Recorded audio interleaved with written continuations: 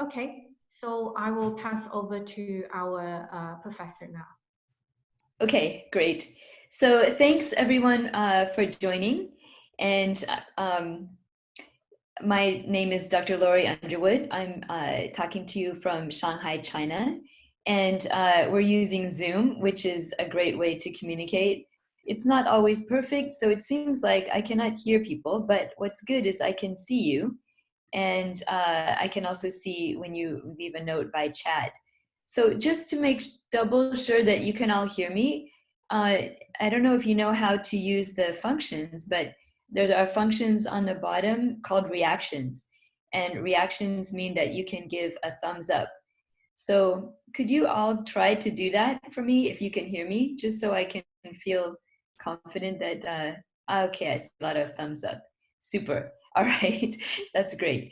And if you're feeling brave, then open your video so that I can see you.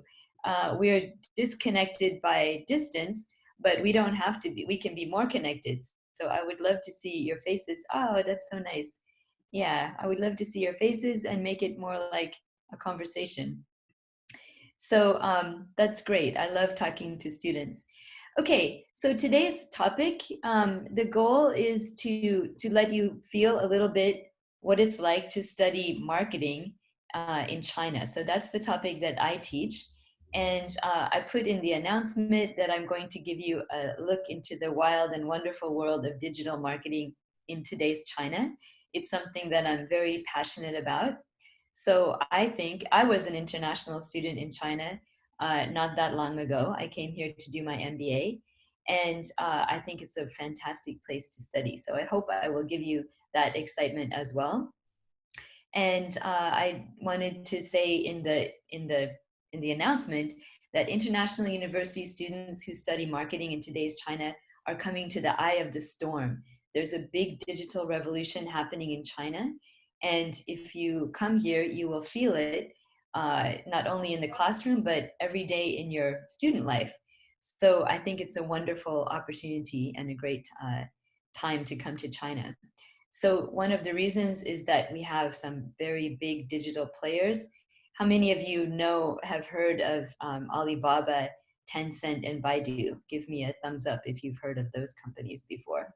Okay, good. I see lots of thumbs up and a few not with thumbs up. So those who don't know are going to find out more tonight. So you'll know much more by the end of tonight. Let's go to the next slide. Okay, so first a little bit about me. This is me as a child. And if anybody can guess where I'm from based on my clothing, you could put a note in the chat and I will see if anybody gets it right. So I'm from a place that's quite cold, as you can see from my warm clothing. I'll give you guys another hint. I'll even show you the map. We can go to the next page. Okay, I see some right answers. Let's go to the next page. And if you click again, the star will go up to my hometown. So Juliana is right. I'm from Alaska, which is one of the 50 US states. And does anybody know what is the most northern city in the US? That's actually my hometown. I'll give you a second and we can go to the next slide. So my hometown is called Barrow. And if you click the slide again, you'll see another picture coming up. Yep. So these are pictures of the two places I grew up in. Alaska. Barrow is, if anyone ever asks you what is the most northern city in the United States, the name of that city is Barrow, and the state is Alaska. So these are pictures of Barrow, Alaska, and also Anchorage, Alaska. So this is where I grew up, just to show that if I can be happy working and living in Shanghai and Suzhou, then you can too. So I came from someplace very far away from Suzhou. Okay, Suzhou, China. So let's go to the next slide. Okay, so how did I get from Alaska to Asia? My first entry point was Taiwan. So I worked in Taiwan during the 90s. I was a news reporter. So you can see from the difference in the pictures that you just saw to this picture of Taipei in the 90s, it was quite different. So again, I had to adjust, and I love working and living in China. Okay, let's go to the next slide. And something that I've been doing in China is raising children. So these are my two kids, and you can see that they are not Chinese, but they're wearing Chinese clothing. That's because they were born and raised in different parts of China, born in Taiwan and raised in Shanghai as well.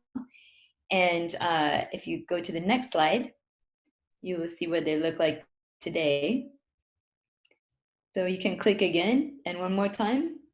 So this is my son, and if you click once more, that's my daughter. So they are both grown up. In fact, these pictures are a little bit old. So now they are university students in the United States. So one connection I have with you guys is that I have kids around your age. So I feel that I understand you a little bit, a little bit more because of that. All right, let's go to the next slide.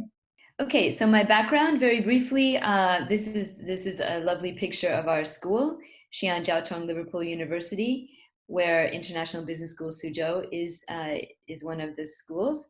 And I've been working here for more than 1 year, but I've been living in China for a lot longer than that. So I've been here since 2002. I came here to study my MBA at a school called CEIBS, and then I just got my doctorate last year. From a school in France. And so I'm working here and teaching marketing. And when I'm an adjunct professor, which means I also have another job. And my other job, I'm a consultant working in Shanghai. So I'll try to bring you some insights based on both of those jobs, my professor job and my consulting job. All right, let's go to the next slide. Okay, so my assignment for tonight was to give you a mini lecture to let you know a little bit what it would be like to study at our school. And so whenever I give a lecture, I always have learning objectives. So we have 5 learning objectives for tonight. And the first one, or for this afternoon, the first one is to understand better China's media and social media landscape. So let's go to the next slide. Okay, so China's media landscape has changed a lot in recent years, and today is quite mature and quite well developed. So some of you might know of Xinhua. If you've heard of Xinhua, give me a thumbs up.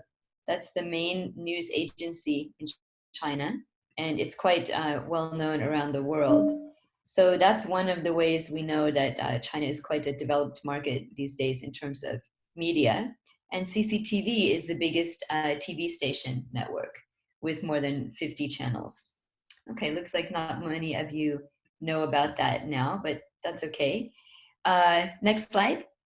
And besides the government news agencies like Xinhua, we also have a lot of private media growing up in China now. So Caixin is one of the best respected business media platforms today. And another good example is China Daily. That is a newspaper that's available in English and also has 31 million page views on its website now, including 60% from outside China. So if you're looking for information on China, China Daily is one of the good sources that you can look for. All right, let's go to the next slide. Next slide, please. Thank you. Okay, and then besides business, we have lots of different industry categories for media. So there's plenty of media that have grown up around all different topics. If you're interested in fashion, if you're interested in cars, if you're interested in food, there's plenty of media now in China to satisfy those needs. All right, let's go to social media. Next slide, please. One of the most interesting aspects of teaching marketing in China today is that the social media platforms are so developed, and there's so many of them. So these are some of the social media platforms that you might know. How many of you know TikTok? Give me a thumbs up if you know TikTok. I see I see quite a few thumbs up. So you might not know, but TikTok is owned by a Chinese company. It was started by an Indian company, but purchased by a Chinese company. So TikTok is one of the most famous Chinese-owned social media platforms today. And how many of you have heard of Wechat? Give me a thumbs up if you know of WeChat. I see a few thumbs up. Yeah, so WeChat is huge in China. Almost everybody uses WeChat. So that makes the China social media scene quite different from other countries where you have several different platforms. All right, let's go to the next slide. One other very interesting aspect of China's social media landscape right now is the power of China's microbloggers. So the difference in China, because it's such a big country and big population, and because almost everybody is online, when a microblogger is popular, that means they can have a huge number of followers. So one example, a woman around your age, her name is Papi Jian, and she graduated from China's Academy of Drama, Central Academy of Drama, in 2016. And she started a blog just basically talking about the concerns of her generation, Chinese millennials. And she got a huge number of followers, so that the last time I checked, she had 32 million followers. So that's something quite different. It's hard to get that number of followers even in other big countries like the US, just because there are different platforms and it's more scattered. But in China, it tends to be easier to get a huge following. So that's a very interesting phenomenon in China, and it changes the marketing world a lot. Another example, this microblogger called Hui Zhuanyong, Xiao this microblogger basically talks about pets, especially dogs and cats, and he's got almost 40 million followers who like to see what he has to say about dogs and cats. So I think it's fascinating. Okay, let's go to the next slide. So even quite limited interest microbloggers like this one is basically a policeman who talks about crime fighting and safety. He's got 4 million followers. So like I said, no matter what you're talking about, in China, so many people are online that you can get quite a large following just by posting your thoughts on social media. So it really makes a very vibrant and fascinating environment to teach marketing and to study marketing. All right, let's go to the next slide. Okay, the next learning objective I want to leave you with this afternoon is talking about China and the world in terms of social media platforms. So China is quite unique in that the country uses a lot of its own social media platforms. So let's take a look at what I mean by that. Next slide, please. So how many of you use Facebook? Give me a thumbs up if you use Facebook. Okay, I see lots of thumbs up. Right, Facebook, WhatsApp, Facebook Messenger, Instagram, Twitter, Snapchat. My children are using those in the US and the rest of my family members. But if you go to the next slide, I'll show you the top social media platforms in China. They're quite different. Right, so WeChat, which I just mentioned, is the #1 social media platform in China, followed by QQ and Sina Weibo. So you can see that 73% of mobile users are using WeChat. So it means that China is different, partly for language reasons or just because different platforms grew up in China. And so a different scenario exists here, where WeChat has a huge majority of social media users. So it means a lot of good things for companies that are doing marketing. They can basically focus on WeChat and they can get a very clear understanding of the China market just from one single platform. Okay, next slide, please. Yeah, this shows social network users in China over the past few years, and you can see that the number of users has been going up and up. By 2023, it's going to be 800 million users.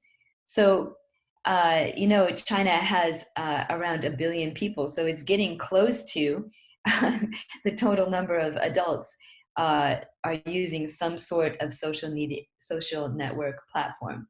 And most of them are on WeChat. So that means China is a very tech-savvy, very internet connected society. Okay, next slide. And here we see, this is for worldwide, the trend in both the number of hours that people are spending on the internet and how they're doing it. So you can see that mobile is rapidly growing. It's now half of the time is spent on mobile versus PC. And that's even more true in China, where a lot of people commute and they spend most of their commute time on their mobile phones. And they tend to check their WeChat on their phones all day, whether they're in class, which I know because this is something that my students do and I have to fight for their attention. And also it happens a lot in the workplace. So the amount of time on a mobile phone is really growing a lot worldwide, and it's even more visible in China. Okay, next slide. Okay, great. So this slide shows more details about WeChat. So the average time on social media per day in China, according to another survey, is 2 hours and 16 minutes. That's a bit more than in the US. And that was a survey of younger users. And you can see this next bit of data, I think, is quite amazing.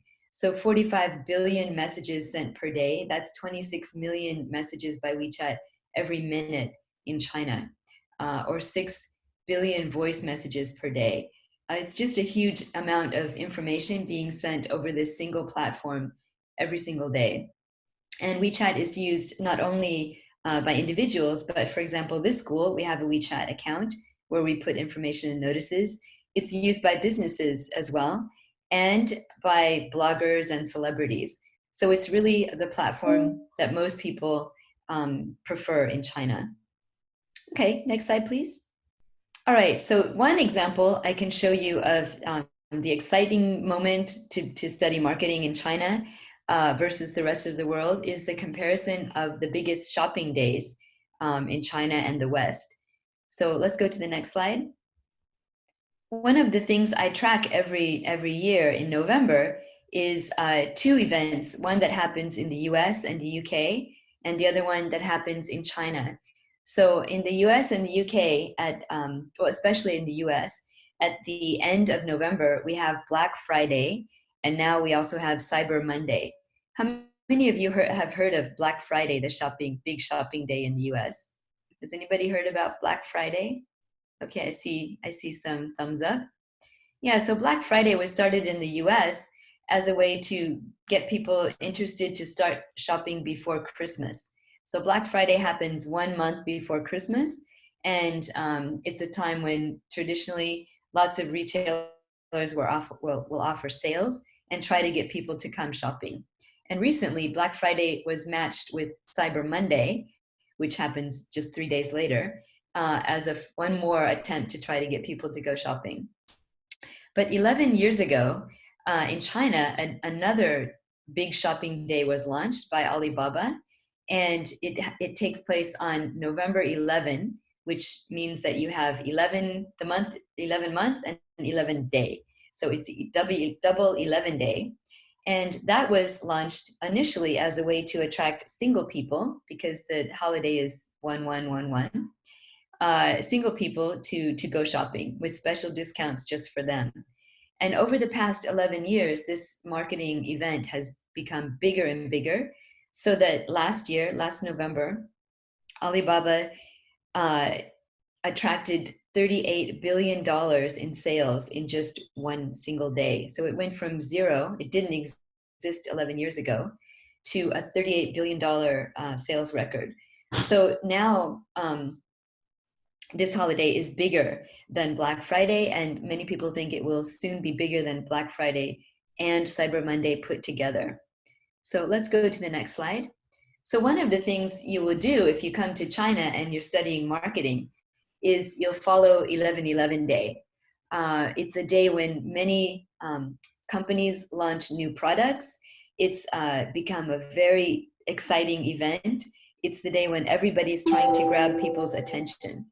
So let's go to the next slide. So you can see here that some of the coverage from the Double 11 Day that just passed last November is showing that it was a record-breaking event and that it's already surpassed Black Friday. Okay, let's go to the next slide. So even US celebrities like Kim Kardashian are thinking about 11/11 Day now. And last 11/11 Day, Kim did a live stream showing her new fragrance for sale on Tmall. So that's an e-commerce platform in China. So it's really become an international event. It's not just a China event anymore. And it's fascinating. Every year it just gets bigger and bigger. So this is one of the things that my marketing students always focus on. We have some predictions each year to see how much Alibaba will spend. We have a contest to find the most interesting product launched on Double 11 Day. And we do a lot of reporting and chatting and brainstorming about 11/11 Day and Black Friday, Cyber Monday. So it's one of the most interesting things I look forward to every year to see what's going on. This year, for example, there was quite a big push among merchants participating in 11/11 Day to try to reduce their packaging, because one of the negative outcomes of the day is that, of course, people order online and they have to get their products delivered. And so that results in a huge amount of packaging. So a lot of companies are trying to address that and to find creative ways to reduce packaging, but still reach their clients effectively. So it's always fascinating, and this changes completely year by year. Okay, let's go to the next slide. So the next thing I want to do is also share with you some insights from China CEOs about marketing in China and living in this digital transformation that's underway in China. So I'm going to do that by sharing insight from some books that I've written. So let's go to the next slide. So I've written actually 3 books about working in China. So if you're interested in that topic, you can find these books on Amazon. The first one was called China CEO, and it was written in 2006. So it's quite old by now. But the basic idea was that I wanted to go to multinational companies, companies like Microsoft, Siemens, Philips, and ask their top executive, the person with the name card saying CEO of China, ask them, how did you adapt as a manager in order to succeed in China? So the book was basically written for international executives like you may be in the future, coming to China and wanting to know how best to lead operations here, how best to be a manager in China. So after that, if you go to the next slide, I'll show you what the next book was. The next book was focused on entrepreneurs. So again, this book was focused on non-Chinese international executives or international entrepreneurs who came to China and wanted to start a business. So this second book, I interviewed 40 such people and put all their findings and lessons learned and what mistakes not to make into the second book called China Entrepreneur. And all 3 of the books are not written only by me, but with my co-author, who is my mentor and was my professor when I was doing my MBA. His name is Juan Antonio Fernandez, and now he's the dean of CEIBS. So he's quite an influential person and still my mentor. Okay, next slide. So the insights I'm going to share with you tonight are coming from our new book, which just released actually this month. So it's for sale just now on Amazon. And we went back and went to some of the same companies we had talked to in 2006 to ask them, what's your advice for leading operations in today's China? What key knowledge, skills, and mindset do you need to succeed? And so again, this is advice primarily for international young people or international executives who want to know how to manage big operations in China. So let's go to the next slide. So these are some of the people that I interviewed. I won't go through all of the names, but I think we're sharing these slides later, so you can have a look. but we will be talking a bit about some insight from Kurt Ferguson. He's the China CEO of Coca-Cola. And if you go to the next slide. We'll also be hearing from Alain Crozier from Microsoft. He's the CEO of Greater China region for Microsoft, and from L'Oreal. Stefan Rinderknecht was also a very interesting interviewee. And next slide. And these are some of the others that are also included. So we had all different companies, like you can see here, from Volvo cars to Victoria's Secret. So we tried to Sony. So we tried to have lots of different types of CEOs interviewed. Okay, if you go to the next slide. And as well as the 25 CEOs, we also interviewed 5 consultants. So I was really happy to have people from The Economist, from McKinsey & Company, and from Goldman Sachs to also give their views. So all of those views from those 30 experts became the topics of the book. So let me just share with you, we can go to the next slide. And I'll share with you some of the insight that has to do with our topic, which is marketing and digital marketing. So this is a comment from one of the CEOs. This is Xi'an Jiaotong-Liverpool. He's the China CEO for Volvo Cars. And he basically said that at this moment, people are really looking with amazement at the development of the internet in China. So he has a front row seat from his position to know what companies like Volvo are thinking about China and how they're reacting to China's digital transformation.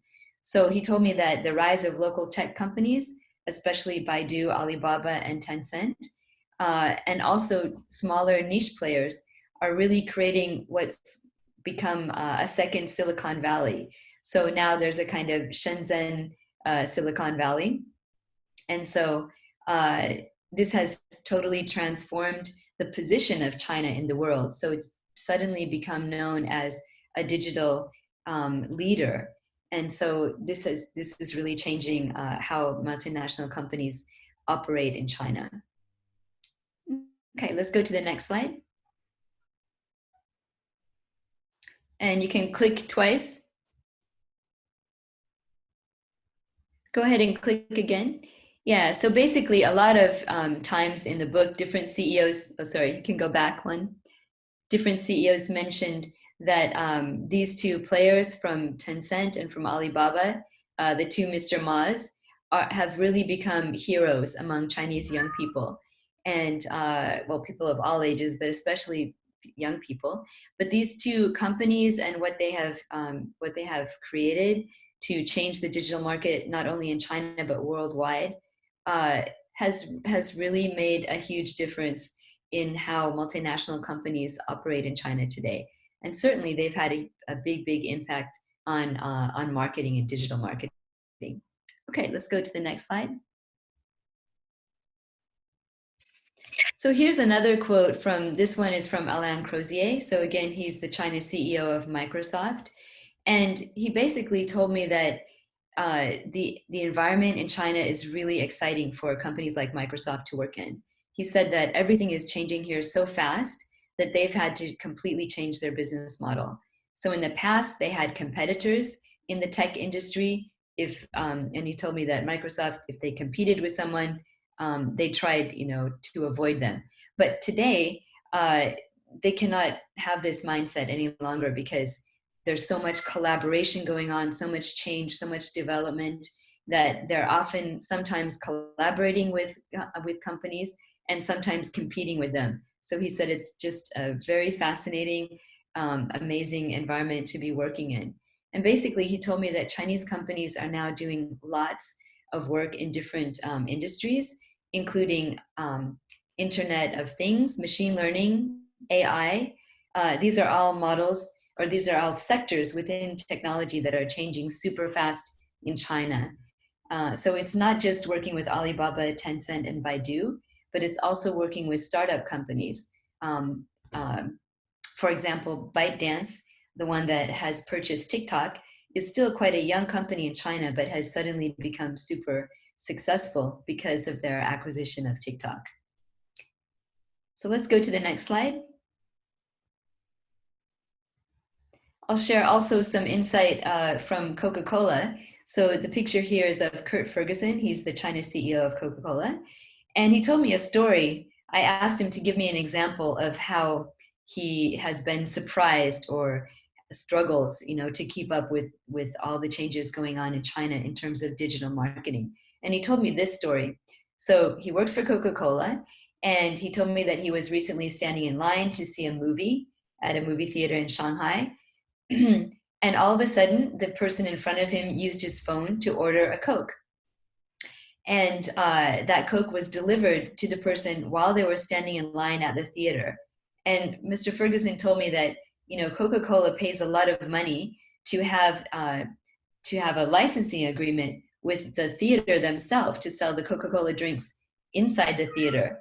But now, with digital technology being so advanced in China, people can order a Coke even from within a shopping mall, even from within a theater, and have it delivered to them.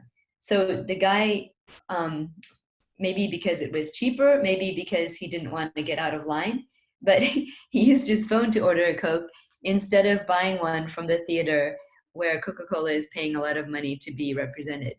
So he just told me that this is one small example of how the digital marketing and e-commerce advancements in China are totally changing how companies need to operate. Okay, let's go to the next slide. And then I asked Kurt Ferguson, what will happen next? What do you expect in the future for digital marketing in China? And he told me, he was kind of joking, but not completely joking. He said, maybe in the future, people in China will have smartphones, and the smartphone will detect that the owner of the smartphone is going out for a run or for a bicycle ride. And after 30 minutes of cycling, can alert nearby Coca-Cola sellers that this person is nearby. And we can send them a message saying, are you thirsty? And how to get to the nearest place to buy water or another kind of drink. So he said to me, we're getting to this kind of level of individual marketing and individual selling in places like China that are so digital savvy. And on the bottom, it shows a lot of Coca-Cola bottles with different names on them. And that's because he said another thing that's going on in China, and this is especially happening during 11/11 day, is customized Coke bottles. Not only the design, but also he's run several different contests where people can design their own flavor of Coke. And then the winning one will be, featured as a real new recipe. So they're doing all kinds of creative things, especially on Double 11 Day, and especially in China because of digital marketing. All right, let's go to the next slide.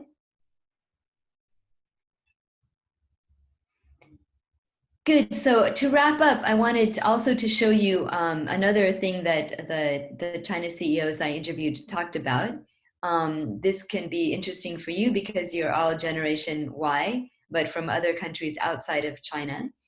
So I asked them to let me know what they thought of are the strengths and the weaknesses of China's Generation Y, the new employees coming into the workforce.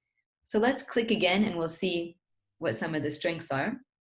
So what they told me is can-do mindset.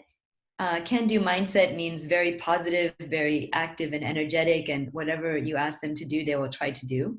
The second one, not surprising, is digital skills.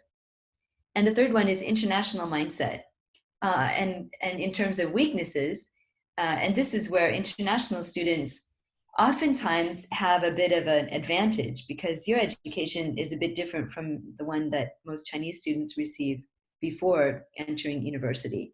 The weaknesses that the CEOs noticed are leadership skills, creativity and innovation, cultural adaptability, and a shorter term mindset. So I asked them, how can it be a strength that they have an international mindset and a weakness that they have cultural adaptability?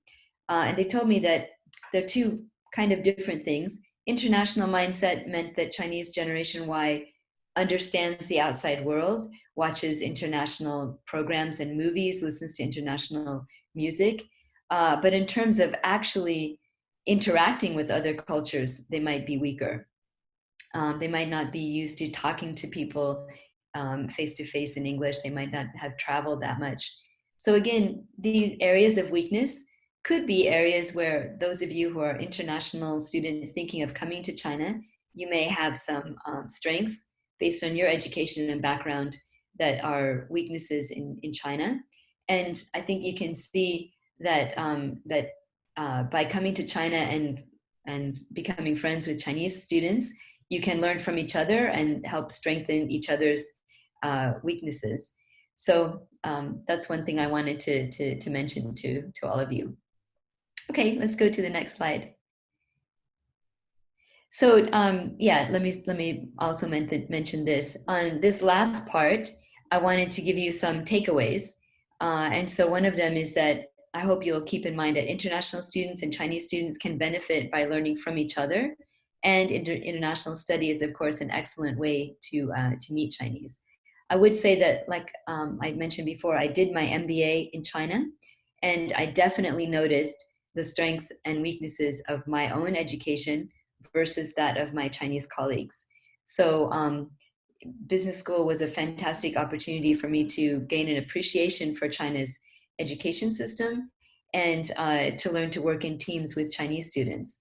In general, some of the stereotypes were true. That means that as an American with an American-based education, my math skills, my math-based finance skills were much weaker than those of my Chinese students, whereas my marketing skills or ability to come up with a new idea quickly was stronger based on my education. So some of you might find a similar situation if you come to China to study. Okay, let's go to the next slide. So just a couple more comments, and then I'm going to open up to your questions. So if you're starting to think of questions, you can already post them in the chat so that we can go right to them. A couple last comments from the China CEOs. I wanted to let you know that many of the CEOs emphasize that working in China is very, very important for anyone who wants to have an international, global level role. And so this is one quote from Stefan Rinderknecht, the China CEO for L'Oreal. And he told me that all top talent of L'Oreal, for all top talent of L'Oreal, China is a must for their career building because this is where you learn so much. So basically, he told me that anyone who wants a global executive position in L'Oreal now has to spend some time working in the top levels of executive board in China. Okay, so that's one example. And let's go to the next slide. Another good quote came from Charles Tsang. He is the chairman for Asia Pacific of Korn Ferry, which is a recruitment firm. And he told me that China is clearly becoming a must posting for up and coming CEOs. Executives who go to China are on an inside track to take on bigger positions. So he basically mentioned that, again, similar to the head of L'Oreal, China is a must for people who want to have a global position. They first need to really understand how to lead China. So I just wanted to share that with you guys. And let's go to the very last section. Yeah, so the takeaway here is that China is an important location to build your career, especially if you want to work inside a multinational company. And many top executives must be China experts and international experts both. Okay, let's go to the next slide. All right, so the last part are just some takeaways for international students, and then we'll get to your questions. So let's go to the next slide. So one of the things I do a lot in my classes, we don't have time to do it in this lecture, but we talk a lot about case studies of different companies coming to China. So one of the new ones that I like to focus on is Dior, Christian Dior. So they have done a lot of work to try to reach Chinese consumers digitally. And so one of the things that students do in my class is take a close look at different big companies and how they're actually trying to reach the young generation of Chinese digitally. Okay, so let's go to the next slide. Yeah, so this is just a little piece of the information on the case study about Dior.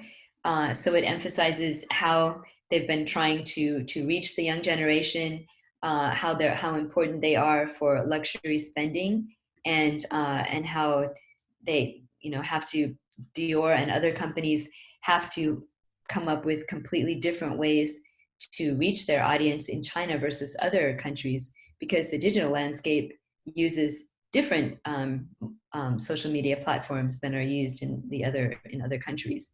So it means they have to spend a lot of time and energy to try to reach the Chinese digital natives. Okay, let's go to the next slide. Another thing that we talk about a lot in my classes, and this is another takeaway for international students, is we often talk about case studies of international companies coming to China, trying digital marketing, but making mistakes. So one of them that happened a couple of years ago was Victoria's Secret. One of their models is Gigi Hadid.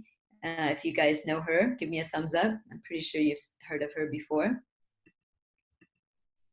Okay, I see some thumbs up. Yeah, and she, just before she was supposed to come for a fashion show in China, she posted something on her Instagram. It was a picture of her face with a cookie, a Buddha-shaped cookie, and she was making a face like the Buddha and in the cookie. And a lot of Chinese social media users didn't like that and felt that she was making racist comment. And so she got a lot of backlash for posting that. And Victoria's Secret had to apologize, and it became kind of a media event. So that's one example. And let me show you another one. We go to the next slide. Yeah, so Dolce & Gabbana is another example of an international company which has made some culture-based mistakes. And so these are pictures of an advertising campaign from 2017 for Dolce & Gabbana, this famous Italian clothing designer. And basically, Chinese consumers didn't like this campaign because it featured models wearing very fancy clothes, but in quite rural and underdeveloped parts of China. So they didn't like the contrast between the young, very rich-looking models and the normal townspeople from the places where the photo shoot took place. And so it was very unpopular on social media. People felt that it made China look undeveloped when actually there's lots of very developed cities they could have done the photo shoot in. So this is another example of Chinese social media users voicing their opinion. When they don't like something, they make it very well known. And so let's click down and you'll see the takeaway. Yeah, so multinational companies now consider China as a must-win market, but succeeding in China requires cultural understanding. And if you don't have it, you can easily make mistakes. Dolce & Gabbana thought their campaign would be accepted and appreciated, but it wasn't. So one of the best ways to understand China is to live here, work here, or study here.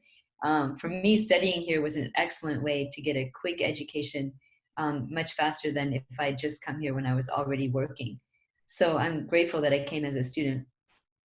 And so I just wanted to mention that companies value the insight that you get by studying in China and understanding the culture better by living here and for a time and making friends with Chinese students. Okay, let's go to the next one.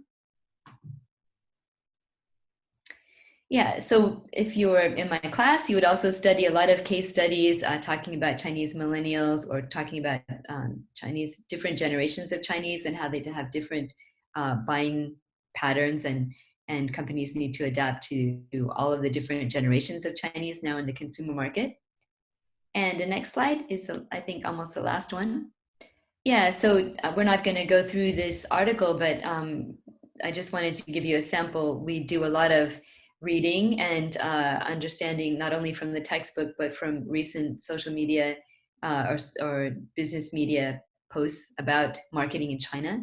So this is one of the articles that students have recently read.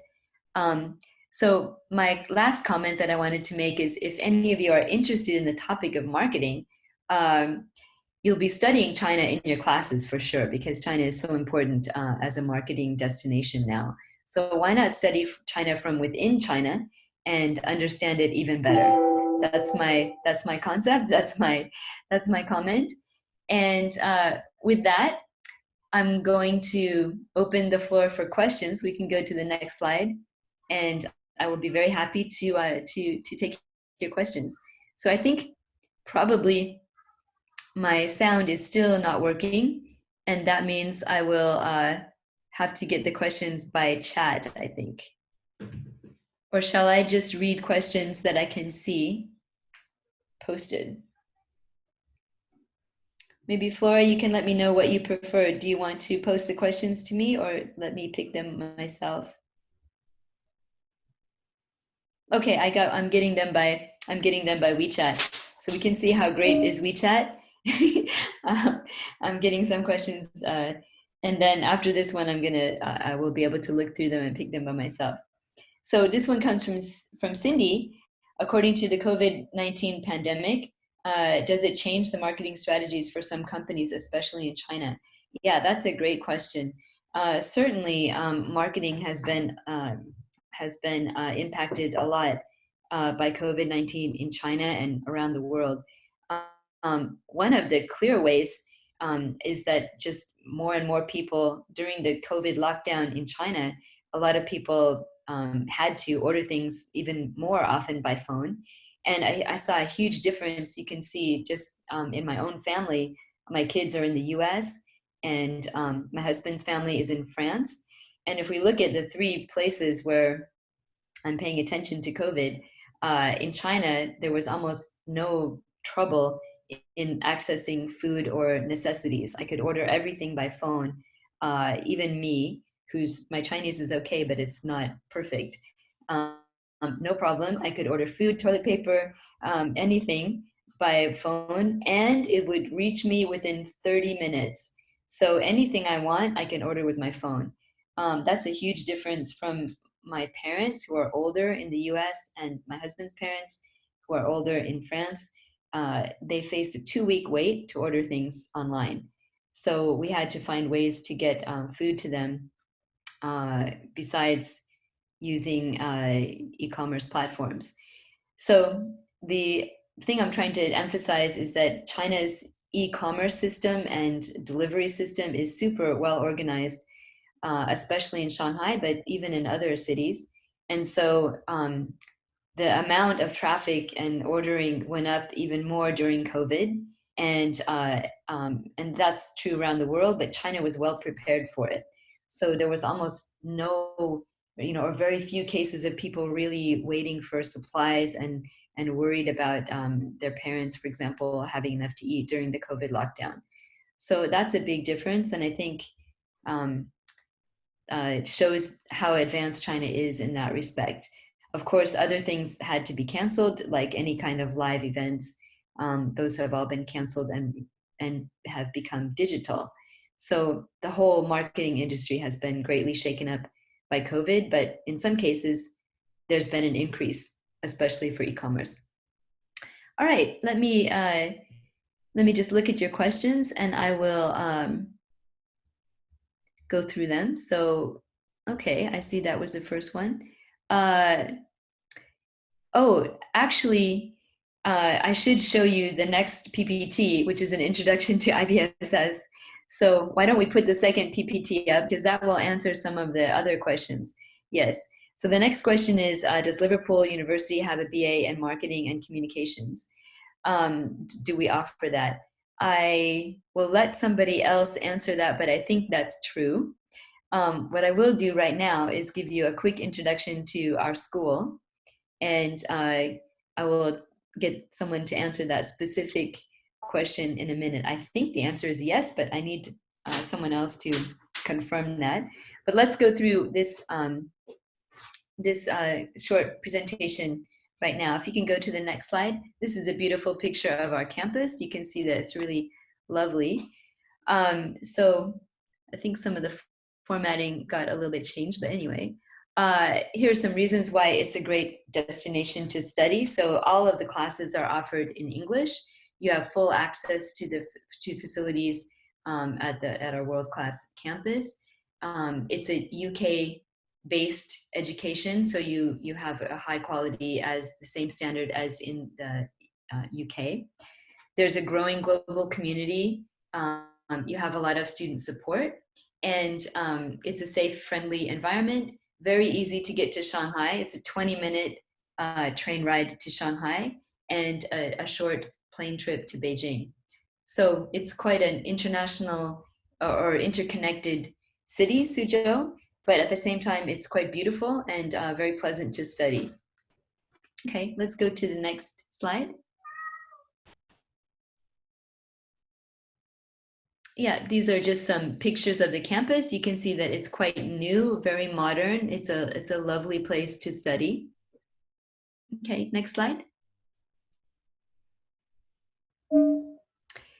We do have accreditations from two of the most important accrediting bodies. So the AACSB is one of them. We became the youngest business school in the world to get our AACSB accreditation. And we also hold EQUIS. So those are the main accrediting bodies in America and Europe. So that's something to let you know that we have very high standards and that your degree would be widely respected. Okay, next slide.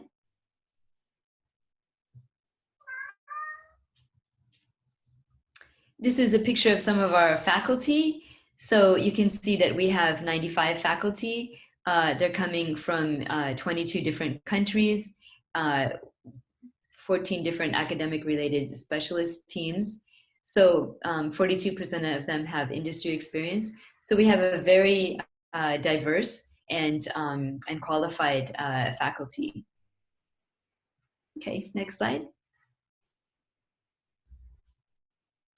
And the location of the school is inside the Suzhou Industrial Park. So you're very close to a lot of big name multinationals. We do a lot of events with them. You can see some of their names listed there. These are our corporate partners. So there's lots of opportunities to meet with them, to work with them, and we try to interact with them as much as we can. Okay, next slide. These are the different degrees. So you can see, okay, this might answer your question. For undergraduate, these are the different degrees that you can study. And for postgraduate, these are the different degrees. So you can see that for undergraduate, marketing is one of the degrees. And I think that was your question. BA in marketing and communication. So marketing is definitely one of the degrees on offer.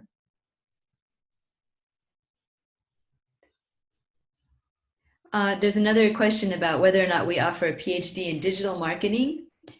This I don't know. We'll have to ask somebody else to mention that. No, we don't, unfortunately. Right, I understand that today we have a little bit technical issues, but we will collect everyone's questions here, and then we will reply. And also, if you have any further inquiry about our business school or about our school, just feel free to send an email to us. And our email address is international@xjtlu.edu.cn, and I will type in here. So so if you have any questions, just feel free to send an email to us. So thank you so much. I understand that Dr. Underwood can't hear our voice, unfortunately, but thank you so much. She can join us and give us a very interesting presentation, and also introduce our one of our popular faculty from our university.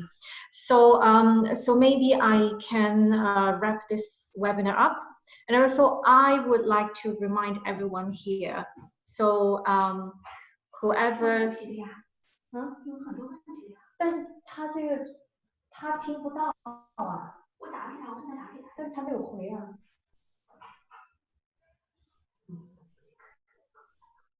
So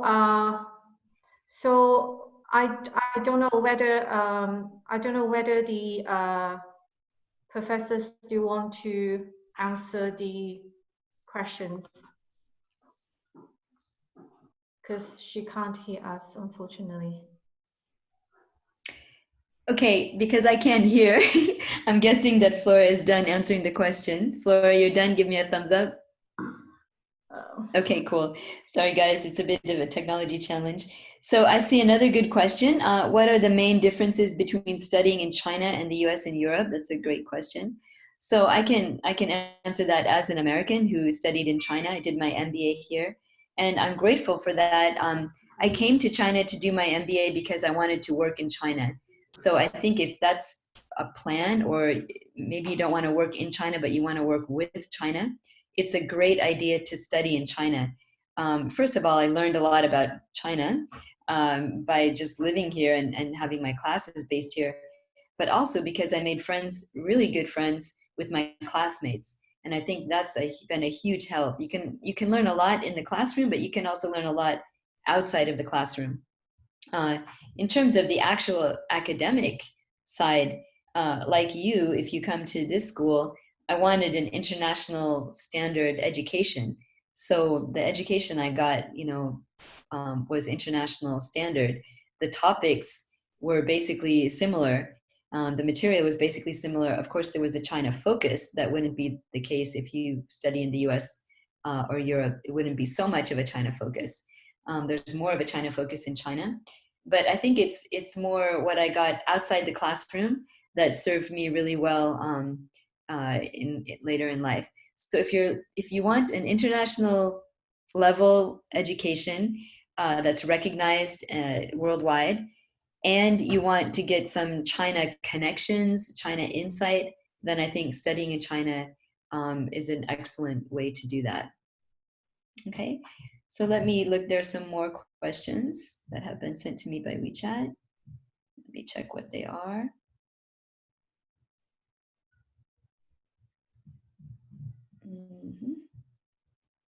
Okay, I can't see them. So I'll go back to look at the chat group if I can. Let's see.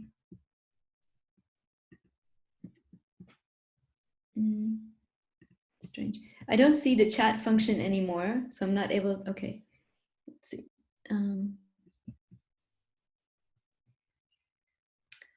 Okay, I'm just looking through the questions. From Africa, the vibe is China is not treating Africans fairly and a lot of racism. Okay, this is an interesting question. Yeah. So I have a lot of African friends, and I know that there have been some issues in the face of COVID-19.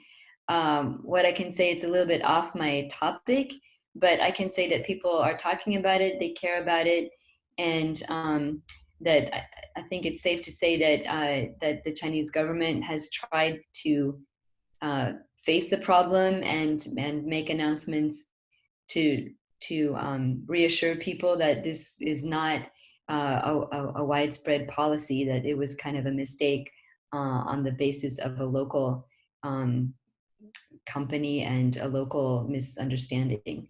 So yeah, I would say that in general, China is, especially in the bigger cities, very international, very used to working with foreign students and foreign executives. I've been working here for many years, and yeah, I can say that it's become a very international, very open place with laws and regulations that apply to everyone. So yeah, that was an unfortunate incident that did happen. It was talked a lot on social media, which shows you how vibrant the social media situation is in China, and that whenever things do go wrong, it's talked about. So that's something that should give you some assurance, along with the bad news. The good news is that when something goes wrong, it's widely known, and as far as I've heard, it's something that was dealt with. Okay, how do you see digital robots and avatars in the future of digital marketing, especially in social media influencer? Yeah, you know, the thing about social media and marketing in this day and age is that so many things are changing. A lot of times we talk in class about things that are just happening now, and we don't know where they're going to go. First, definitely, the use of AI is something that has started, and it's going to continue, and it won't stop. So we don't know exactly what the future will bring. But you can see that robots are already starting to be used in China, not only China, but the last time I went to the supermarket in Carrefour, there was a robot going around giving away samples of things. And I'm sure collecting facial recognition or facial reaction to the robot, that's probably one of the things that the robot was doing. So there's so many interesting things going on with robots in marketing, not only in China, especially in China. And it's something that we're studying. I'm not sure what will happen, but it's definitely going to be part of the marketing environment that will keep things changing day to day. Yeah, there's another question about, is e-commerce consumption better for the environment? That's a very interesting question. And it's something that we also look at. I'm very interested in tracking sustainable business models and in trying to promote them as a good way of doing business. And for sure, e-commerce has some good sides and some bad sides. So we can save a lot of waste by cutting the whole e-commerce buying process and making it simpler and more straightforward. But of course, doing a lot of individual deliveries is also bad for the environment and the amount of packaging. So what I can say is that day by day or year by year, we've seen a lot of efforts of companies as e-commerce has picked up to try to let it grow, but grow in a more sustainable way. And packaging is one of the biggest areas that is changing very rapidly. So that's another one. I think maybe I'll answer a couple more questions. Another one is, I'm currently studying in France. Is there any way to exchange ideas, cultures, and create opportunities with Chinese students for someone who can't travel? That's an interesting question. I'll ask my colleagues if they have any, exchange channels that are open to try to, collaborate between students at our school and students in France.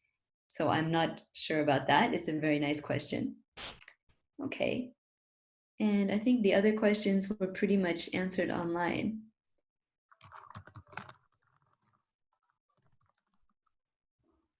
Yeah, I think we've answered all of them. Flora, was there anything else that you wanted me to cover? You can send me a WeChat note if you think so. Otherwise, I would like to invite all of you to connect with me on LinkedIn. LinkedIn is a great channel, and you can find me just by looking for Laurie Underwood at International Business School Suzhou.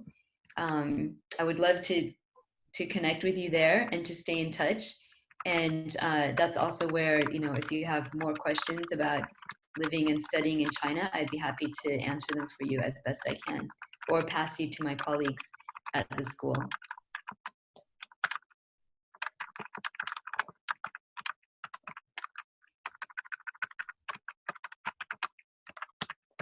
Okay, I'm sorry that I couldn't hear you guys. It's annoying, but anyway, I hope that you could hear me, and it was nice to see your faces and to see your questions, and I hope it's been helpful.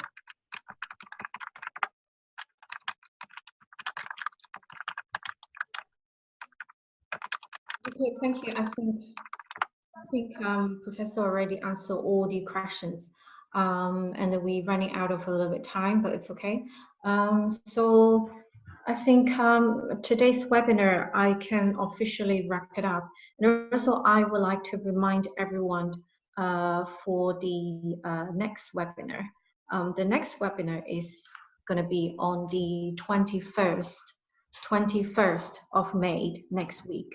And next week topic is all about filmmaking, because our university, we have our film school, and this is very, very interesting demo class for potential student who interested in production or filmmaking, etc.